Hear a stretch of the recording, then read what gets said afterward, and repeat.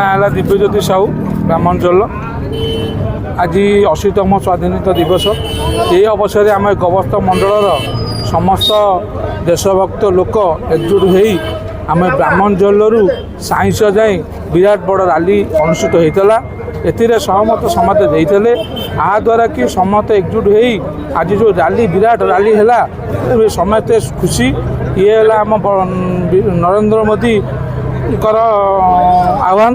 नरेंद्र मोदी घर घर के हर घर तिरंगा तेणु आम से तिरंगा बजाय रखिलु आगु को तिरंगा बजाय रखू। युवपीढ़ी कौन बार्ता देवे?